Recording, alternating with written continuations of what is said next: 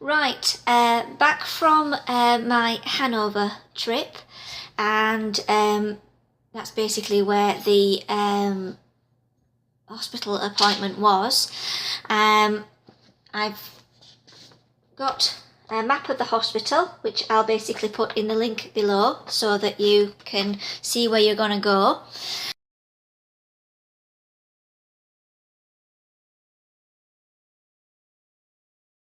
And I've also will attach photos and wherever they're going to be of how you get there, road signs, things like that. There was no problem going through the flight through security with legs. You just have to stand in that metal thing and get pinged. Then we had a car which we'd pre-booked via Expedia to take us to our hotel. And the reason why I booked that was because I didn't want to wander out into the middle of the airport at Hanover and go, as I've said before. So got there, got to the hotel with my little phrase book, asking people, do you speak English first before I even try to speak. Bless it, my dad, Yorkshireman through and through, went up to people going, "Hey up, love, where's this?" or whatever, and it's like, no. But we managed. Hotel staff, friendly, spoke really good English. I'll put a link to the hotel below. The cost of 2 rooms was £77. Then there's the restaurant, which was another hotel, which was just literally 5 minutes across the road from it. The reason why we went to that one was because the one that we were staying at didn't really do a large variety, and also the breakfasts were just small continental, whereas my dad wanted an English breakfast or something meaty. So that's what we basically had. The only thing is that the Germans seem to like pickled things. I asked for, in Roundfall, there was this turkey sandwich, and basically it came and it was pickled turkey with this like layer of mustard and this sauerkraut stuff, and it was just like, and then with these French fries, which were sweet potato, but it looked like they'd bathed them overnight in salt. It was just like, yeah. So they were just not nice. And then went to the appointment. Saw Dr. Osvig-Hoist and Hoist Osvig, and he really nice. Bit of a communication barrier when we were trying to find out where to go and everything, but there are signs and it's really helpful. People got there. He told me that which I had already found out, that it would only take 2 months, not 2 years, that I would go into hospital for the initial operation, where they would put the pin up into my femur bone. See a picture. This is a picture of my X-ray, which I've drawn the pin going into.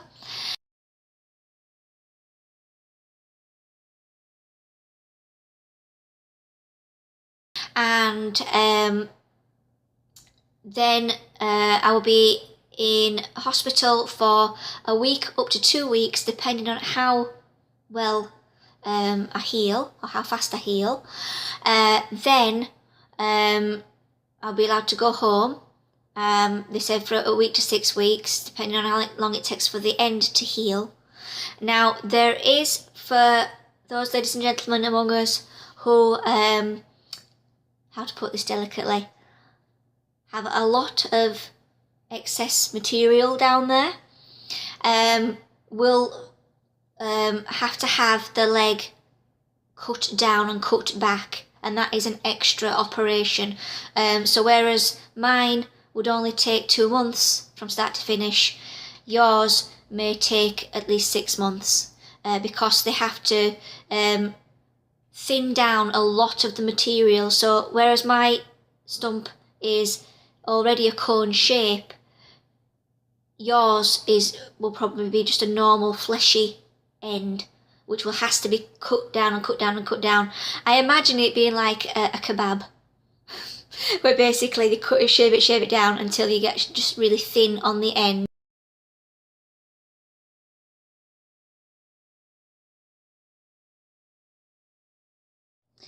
This is so that they can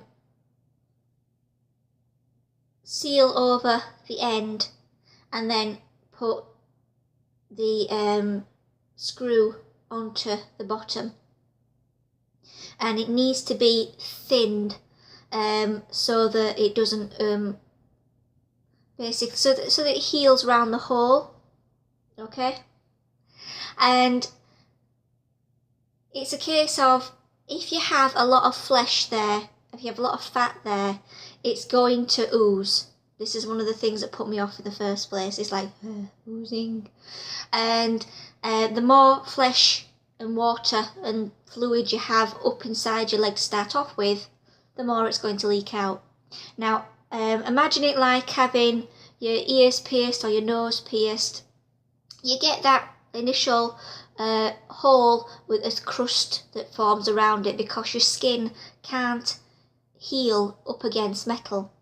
They've yet to invent some sort of way of grafting the skin onto the metal to create a sealed hole. They're working on it, so hopefully in, say, about 10 years' time, they will put like a band around that maybe the skin would grow onto it and graft round and seal the hole.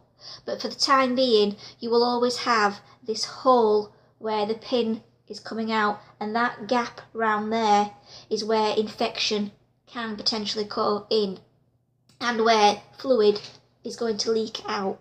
Okay, now for me, hopefully I'm going to get minimal leakage, and I've just got to keep it dry and clean until it crusts over and basically seals as best as it can around that hole. For those of you that unfortunately have a lot of fluid that will come out, you may have to wear a pad around there for a while. I spoke to a lady before I even went into this, and she'd gone through it and she had a lot of problem with leakage. So that's something you need to take into consideration. Do you want to have a leaky leg? Do you want to carry on with your socket? It's whatever's good for you, but this is why I'm doing this, so that I can go, look, this is what's happening. Even though I've got a thin leg, I'm leaking, stuff like that, okay? So I'm basically just going to be upfront and honest with you guys.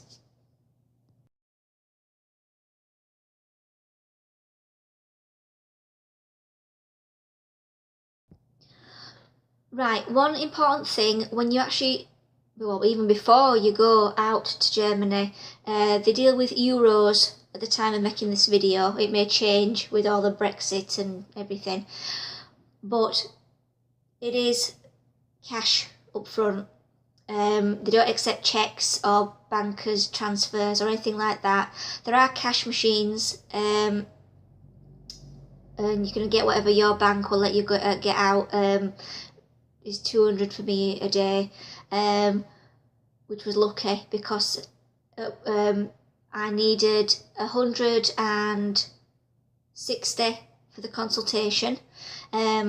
Basically, they wanted it in a little window. You give them the consultation money, then you go see Dr. Osvig, and then if he wants something, like he wanted some extra x-rays, because he didn't really know how far, by looking at my x-rays, how wide my femur bone was for the part that he needed to order. So he wanted some more x-rays done. So I had to go down, find the x-ray department, and then basically it cost 300 quid to have an x-ray done, and I had to go. I took €500 with me, just in case I needed it, you know, for taxis and for food and stuff like that. So luckily, by that point, I had about 200 left, and I got some more money out of the hole in the wall and was able to pay the lady. If I couldn't do that, I don't know how I would have paid them. So basically, take as much as you can with you in cash, just to cover costs, especially if you're going to be there for a week or whatever, and not just be like 2 days like I was. Then I would take, if I took 500 and planned for x-rays and MRIs and things, take £1,000. You know, I know it sounds a lot, but to have in your pocket, but take it there, then at least you've got the option then of drawing out another 200 or 300 or whatever you can draw out later. Banks in Germany are not open on a Saturday or a Sunday. There is a bank and a cash machine inside the hospital.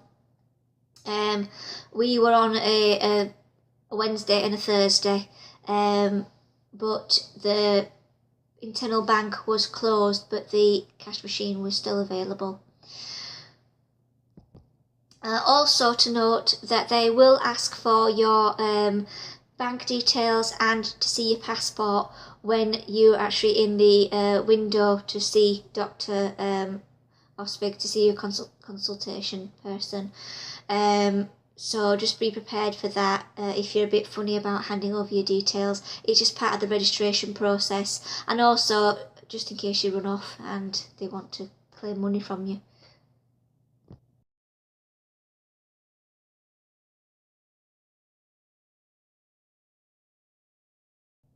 When I actually got in to see Dr. Osvig, I basically the whole hospital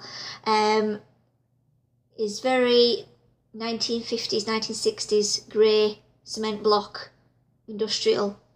It's nothing like the clean white pristine, you know, hospitals you see.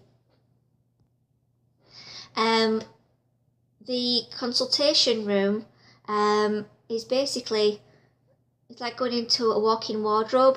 There's a sliding door with a chair and a bed, and you'll go in there and they'll close the sliding door and you'll sit there, and then the doctor will come and see you, talk to you and everything. He told me, looking and squeezing my leg, that I needed to have 4 centimetres taken off the end of mine, which is quite a lot, which in itself was scary, because my femur bone basically goes thin and then flares out. So I have a 70s flare femur. So he needed to cut it up so that he has one straight femur to basically stick the pin inside. And the pin method, the Swedish method is the one that I've looked at, which is basically it's a screw that they would screw into your femur bone, and they only put it halfway up. This is why I was surprised when the doctor said it had to go all the way up, because the German's method is it's a pin that is like netted, corrugated sort of thing, and that's so that when the bone is grafts slowly to the metal inside after it's sat for 6 weeks or whatever, whereas the Swedish method, it would go around the screw, and then you've got the potential of, if you fall, it cracking. This one, it actually goes into the netting, and it's supposed to, because it's obviously all the way up, it's solid, it'll grip it, okay, so it won't come out. So I'd go in, have that done. They basically, he actually said they knock me out, and then they would, we bash it in. And I'm like, oh God, I got visions of me laying there with my leg in the air with this hammer and mallet and going.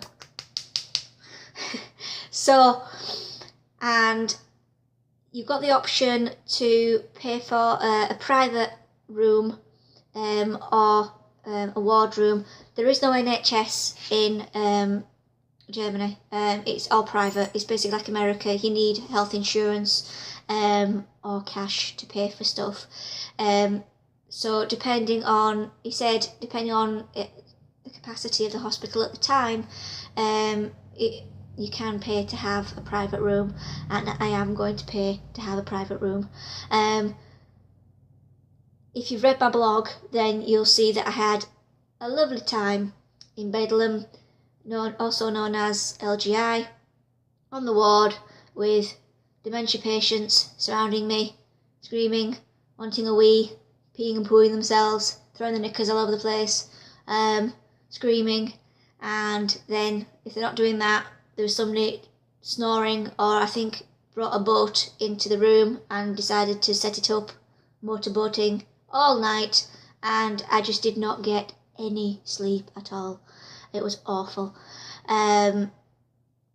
So this, especially being in a foreign country as well, yes, they probably will speak good English and everything, but there's no guarantee that those poor patients around me will speak English, and I don't want them screaming and shouting at me, just in case there are dementia patients, and I don't even know if it's a mixed ward as well. There might be a fella sat across from me, screaming and shouting, throwing his underpants in the air, wanting a poo, in German. I don't need that. So, yeah, I'm going to try my best to get into a private room.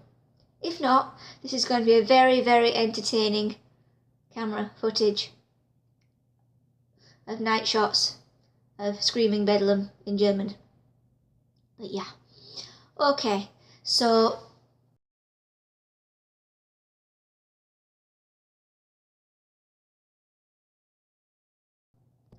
I've also been told that when I go back into the country, I will be having obviously a medical procedure.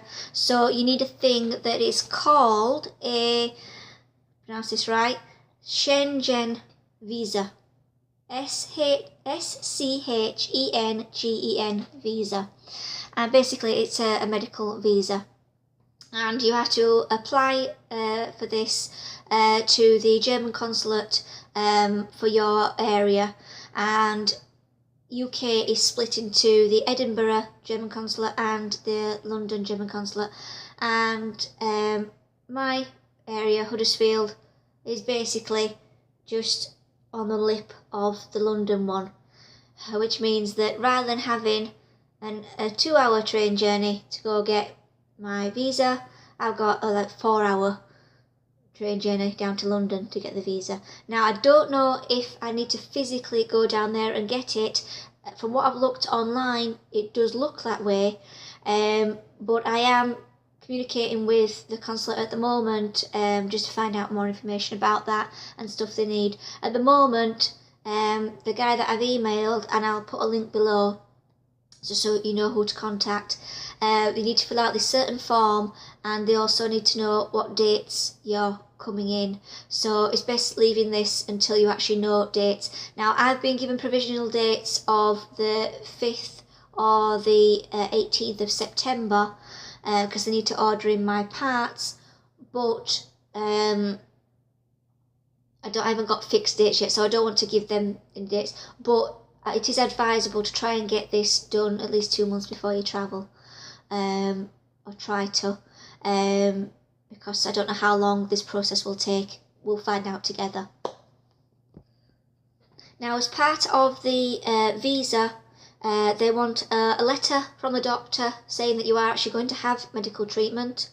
a quote of costs of how much it's going to cost to prove, and also proof that you have the funds to pay for this, because basically when you go into the country, they want to know that you're not going to freeload off the country. They will pay for stuff for people that go in there because they have to help them, but when you're going in there on a visa, they really want to see these things. So when you're actually there with your doctor in Germany or Australia or wherever, make sure you ask them for a letter, either email it to you signed or whatever, saying you are coming to the country to have this operation, which I got the day after I came back, which was really good, and proof, maybe a bank statement or something, just to show that you have funds or insurance to cover the costs. I think also that you send all this to the visa people as well. I don't know if you have to physically take it down or scan it and send it. I'll let you know what happens there.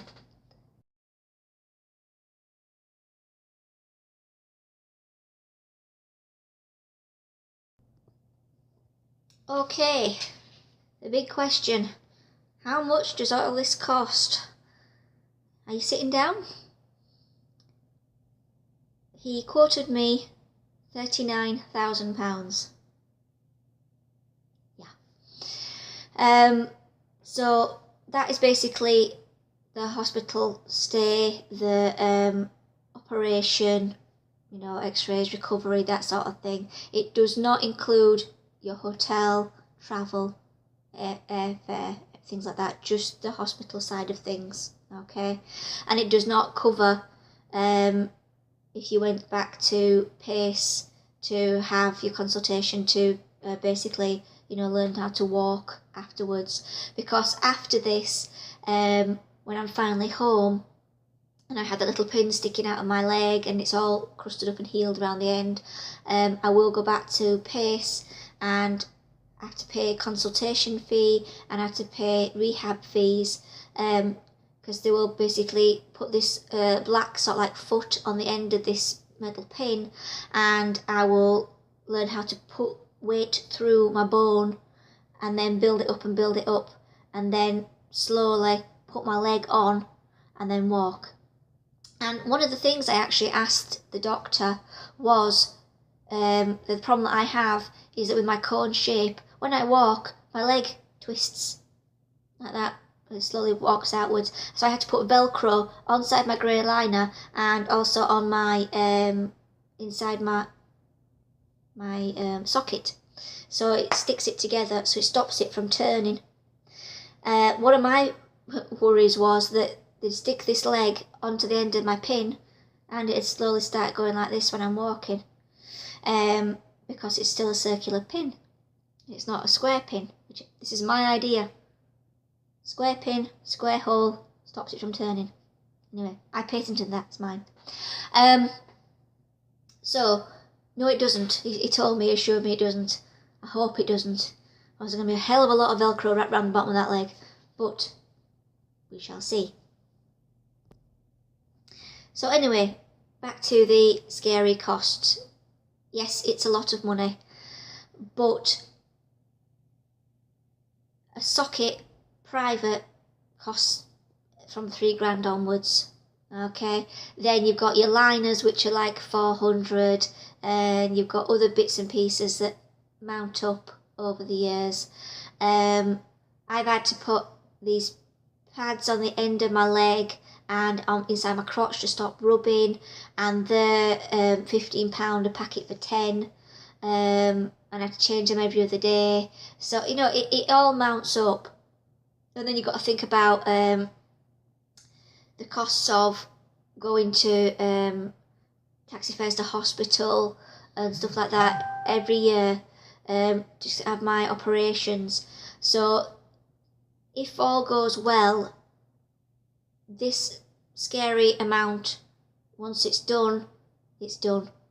Apart from maybe having to go back to PACE to have my leg tweaked to, for length and for gait and stuff like that, there should be no other major payouts now. You know, because I've bought my up-to-date leg, which was in my log, the costs and everything. So there should be no other major payouts. This is another reason why I've gone for this. Oh, another question that my mum, bless her, asked me to ask the doctor was, there's a hole in the bottom of my leg, can I bathe? And I pictured me sitting in the bath, my leg slowly filling with water until it gets big, like a big flotation device. No, it doesn't. It's basically like having your nose pierced or your ears pierced. The water will probably just go into the fleshy bit here, and then go out. I'm assuming you keep it dry for at least a couple of weeks until it crusts over. Obviously, no harsh soaps, stuff like that. If you have showers, that shouldn't be a problem because you're stood up. If you can stand up, but soaking in a bath, he said, shouldn't be a problem. Swimming in the sea, he said you could do, although I wouldn't advise that because there's about to be more bacteria in the sea, especially during the first year. Maybe a couple of years down the line, yes, then you can go diving in the sea. But other than that, yes, you can bathe. So I'm just waiting now, waiting for the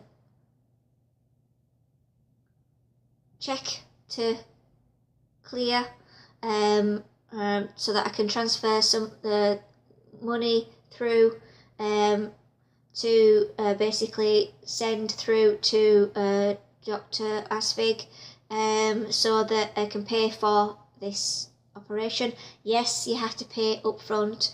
They give you the bank details and everything. Yes, it's quite scary. Because you're like, oh, they might nick my money, but yeah, I'll let you know what happens. So anyway, once that goes through, once it clears, then he can order the parts, and he can give me a confirmation date of when I can actually go. Then I can let the visa people know my dates, and then I can book my flights and my hotels.